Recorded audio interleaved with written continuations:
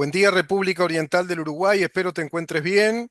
Bueno, estamos muy expectantes, muy activos en este programa respecto a lo que está sucediendo en el país en este año electoral crucial, de encrucijada realmente para el destino histórico, institucional, económico, financiero, de todos nosotros como una unidad nacional, que eso es un Estado.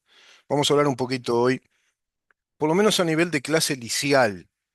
Traje acá un manual de introducción al derecho de Enrique Vescovi, perdón, el doctor Enrique Vescovi. Era uno de los manuales que nos daban en sexto año de derecho, orientación derecho. No sé ahora si les darán esto, no creo. Y nos daban de estos grandes doctrinos, catedráticos de derecho, además en la Facultad de Derecho, como estaba también Justino Jiménez de Aréchaga, Barbagelata, Eduardo Jiménez de Aréchaga, también estaba Casinelli Muñoz.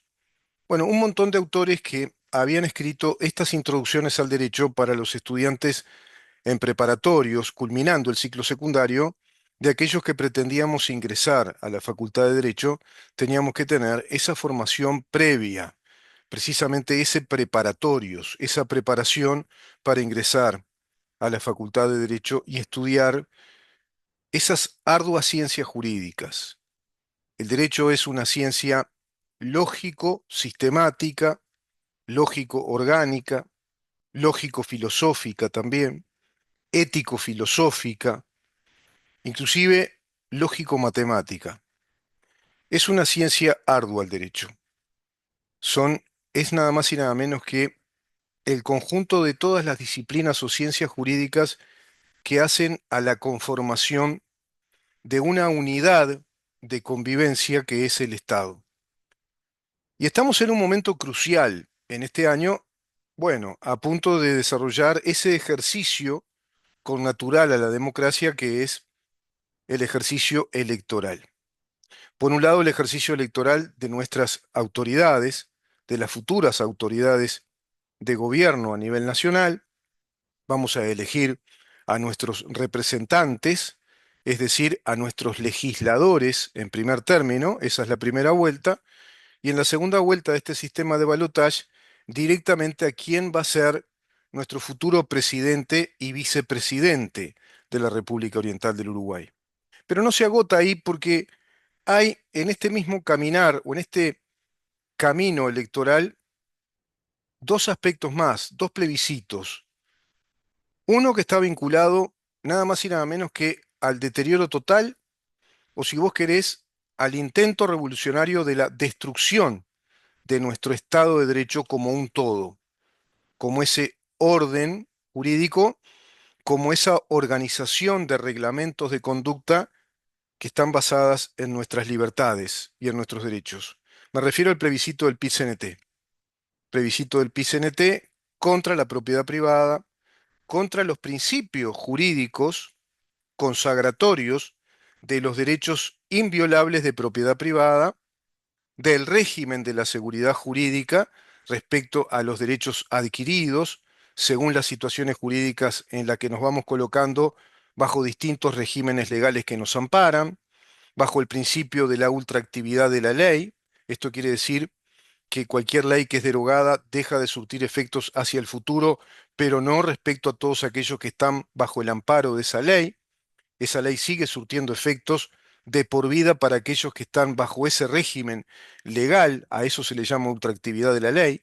Hay un mundo de principios jurídicos que hacen a la estructura orgánica y racional del Estado, y el Estado de Derecho es una unidad normativa. Estamos ante ese peligro. El otro plebiscito es el de los allanamientos nocturnos, digamos que con motivo, un supuesto motivo de combatir el crimen organizado, el narcotráfico. Yo no le estoy dando mucha importancia porque considero que no es una medida acabadamente cierta, es muy vaga y adolece de muchísimos defectos porque no es por ahí que se va a combatir al crimen organizado. En su momento hablaremos de ese tema, no es el gran tema.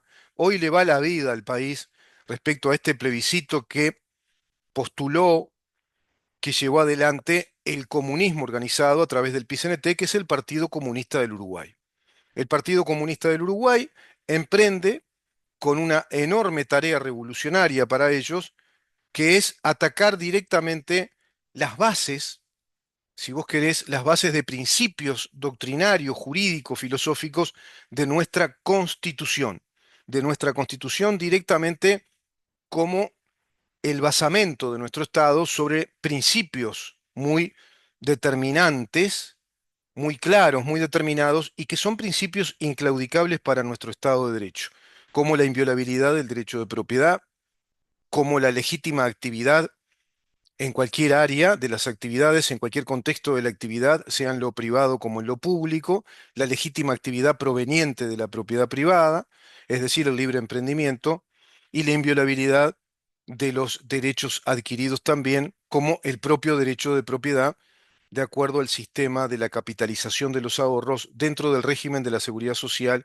que es un sistema mixto que ampara a un enorme universo de uruguayos que ya han generado derechos de propiedad, derechos de capitalizaciones, rentabilización de sus dineros, volumen de inversión, inclusive generando también un patrimonio colectivo, social, de contexto de inversión y fuentes de trabajo. Todo eso caería estrepitosamente y caería el rango inversor del Uruguay, entre otras cosas. ¿Por qué?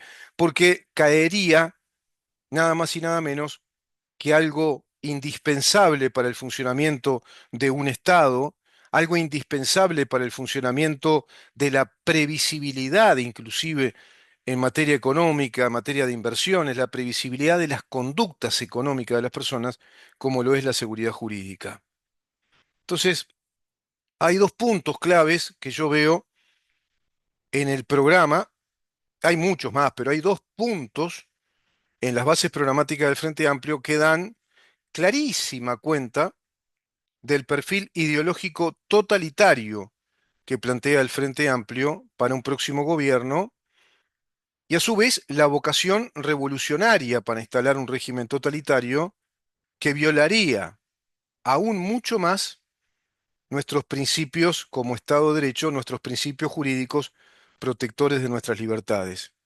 Y me refiero al proyecto de una futura tipificación penal del delito de incitación a la violencia o al odio, incitación al odio, de parte de todos aquellos que postulen teorías críticas que aporten masa crítica respecto a la ideología de género y a los supuestos derechos de género que hoy tenemos legislados en una ley que es de orden público, que establece una relación entre el Estado y todos nosotros en materia de esos, te repito, supuestos derechos de género. ¿Por qué te digo supuestos derechos de género?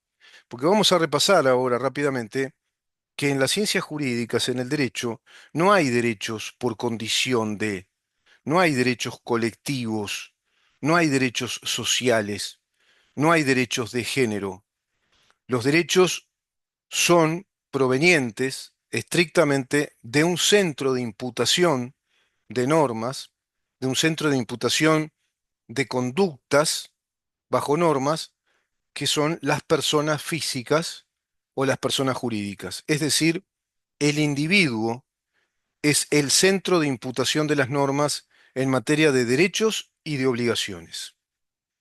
No hay un sujeto de derecho que sea el género, un género. No nacen los derechos por la condición de sexo, por ejemplo. No nacen los derechos por la condición de ser hombre o de ser mujer, sino que nacen por la condición de ser persona, un ser humano. Y con características particulares como mujer o como hombre, bueno, hay determinadas diferenciaciones o discernimientos en algunas materias civiles, laborales, respecto a la natural diferencia entre el sexo masculino y el sexo femenino. Pero todo ello, en su conjunto, está obedeciendo siempre al derecho personal, individual, en la condición sexual de hombre y mujer, no de género, menos de transgénero, porque el concepto de género es un concepto ideológico, no científico, que aporta incluso la idea falaz de que podemos nacer con un género y transformarnos en otro, que eso puede ser variable, y que a su vez nos transformamos en un género y después otra vez en otro, y así sucesivamente, Y hay además un transgénero, una especie de género que no es ni masculino ni femenino, que es una transexualidad, una especie de tránsito entre una sexualidad y otra. Todo en definitiva es una componenda ideológica que no obedece a datos de la realidad. Vamos a ir a una pequeña pausa para explicar esto sobre la base de este texto de Enrique Vescovi y para comparar lo que se dice en un verdadero manual de ciencia jurídica para entender las bases del derecho como ciencia y cómo se debe estructurar un Estado y lo que dicen estos disparates ideológicos que ya nos han legislado, como por ejemplo los llamados derechos de género. Pero si el Frente Amplio ganara el poder político, tiene planteado formular un delito nuevo, la incitación al odio o a la violencia, para todos aquellos que, como yo estoy haciendo ahora, pongan en tela de juicio la naturaleza jurídica de esos derechos de género. Y a su vez también otra tipificación penal que es el negacionismo de Estado. Quédate ahí que continuamos.